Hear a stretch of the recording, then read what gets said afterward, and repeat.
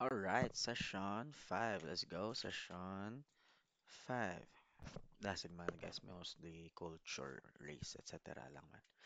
Anyway, cultural assessment refers to a what? A systematic. Sorry. Harap kita na. Refers to a systematic, comprehensive examination of individuals, families, groups, and communities regarding their health-related cultural beliefs. Culture, guys. Global global migration. Global migration. Tama ka saan? Nagsunsura ko na matras ko.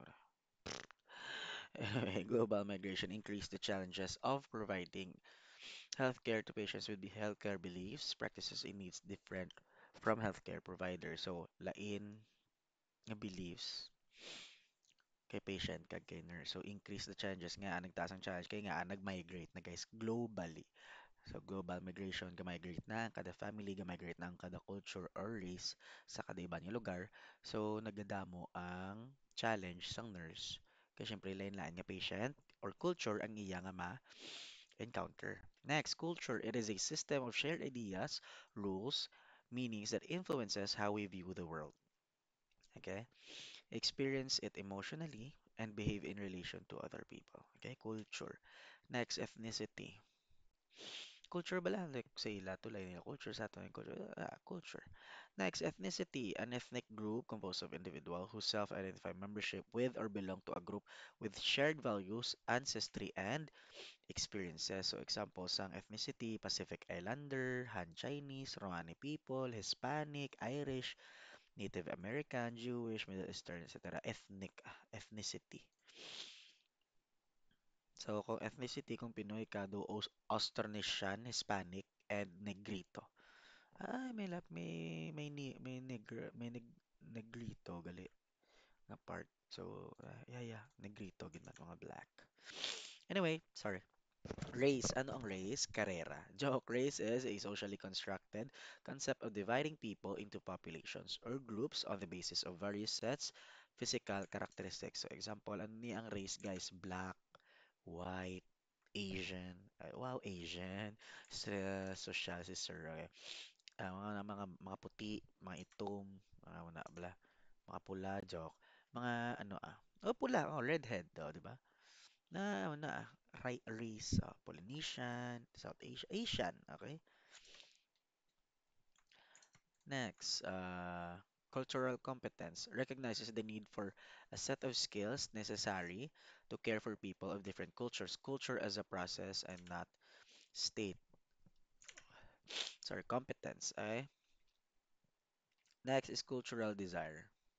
The motivation the nurse needs to want to and not need to become culturally aware. So, cultural desire sang nurse, guys, dapat hindi siya areha cultural desire, dapat hindi siya nga kinanlan gid sang nurse nga desire ya bala nga kinanlan niya dapat gusto ya gid. Okay, dapat hindi ya na siya needs na want to and not need to. So dapat gusto gid sang nurse nga maging look, desirable sa culture mabalaan, desirable nga makilala ang culture, nung nabla open siya. Okay? Cultural desire. Desire sa mga culture. Okay? Hindi mo niya kinanlan lang. Okay? For example, Muslim siya, so kinanlan ko tun-an kung ano di or dapat Muslim, dapat mo niya something. Do open ka bala. Open ka nga, ay, Muslim ka gali, sir. Ay, tuod ka, sir. Ano bla. Dira na masulod si cultural humility. Okay? Ano si cultural humility? The process that requires humility as individuals continually engage in self-reflection and self-critic as lifelong learners and reflective practitioners. Lifelong learners. Wala katapusan nga pag-learn aton. Okay? And reflective practitioners. The process includes the difficult work of examining cultural beliefs of both patients and nurses to locate the points of dissonance energy to contribute patients' health outcomes. Okay? Among gyapon guys, ang purpose na is the patient's health outcome siya pon. It's not about the nurse's perspective bala kung ano man niya iya gusto or ano man niya sa iyang culture or race or sa iyang religion, something like that. Humility, okay? It's being humble. Being humble. Okay? Next, begin self-reflection by answering the following. Am I aware of my biases? Sino yung mo bias? Si Wunwo, si Lisa. No? Biases, okay? Prejudice and stereotypes. So, for example, stereotypes like, for example, pagkita mo Asian, alam daw yun sa math. Pagkita mo din black, be itom, kawatan, no, wala, pagkita mo puti, lampa, no, wala, bla. Hindi guys, okay? Hindi naton pag i-ano ang aton bias, or stereotypes. May comfortable interacting with people with different culture, basta hindi kaya kasawa magstorya sa friend mo, or sorry, hindi ka gali kasawa mag-interact sa mga patient mo nga kay bangod nga itom sila, no? Hindi ka kasaho, hindi ka comfortable, something like that. Okay, I had experience that. Okay, may friend ko nga black gid ya. So, tiyo, tas na nga nag-close na kami, tingnan ko, so, tiyo, okay lang ka bal ko N-word. Baya man gupit. Wala bla, yeah, you could. Naki-friends na kami. So, okay, gid daw. Wala mo na baya bla. So, okay. Tiyo, comfortable gid ko ya siya. Ti, syempre, why mo kuya labot kung ano man mo yung color, etc. Do I seek out experiences with other cultures? Okay, gapamangkot bala or naga-check bila kita kung ano ma-experience sa iba yung culture. Do I seek out opportunities to learn about cultures? Dapat ang nurse naga-learn gid. Do I respect the beliefs? Okay, ang self-reflection na guys, imakotan yung self nyo. Okay, naman eh. Respect beliefs, how to access the language, interpreters, inspiration. Eh. Dimensions of cultural humility. Self-awareness. Learn about your biases. Okay, we all have them. Bias tayo.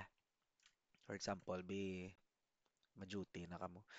Hala, diri ko na-assign sa mo ning award. Hala, di ba dira na may pasyente nga ano, incheck.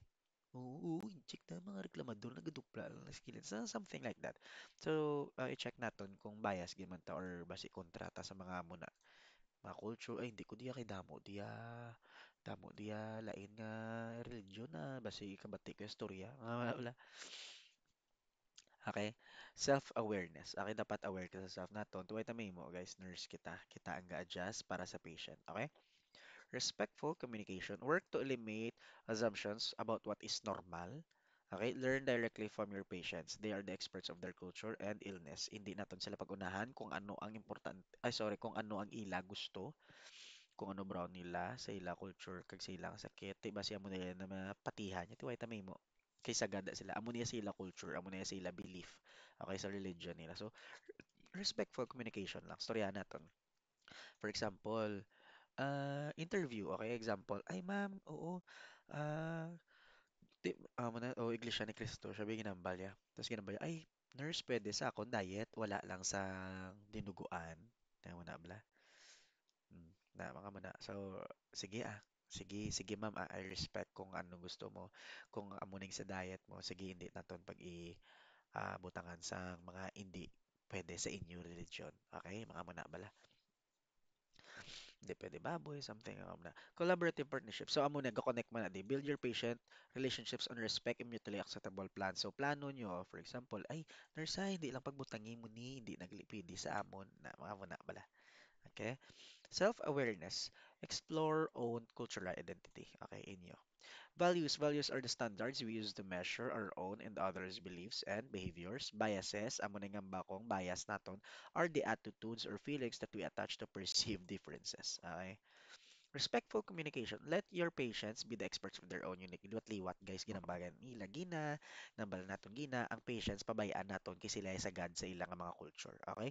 Maintain an open, respectful, and inquiring attitude. So, hindi man kita sagay super pamangkot gid. Respectful lang bla, ay ma'am, okay lang ka pamangkot ma'am kung uh, PDD or something like sa ano na ganing nga culture man.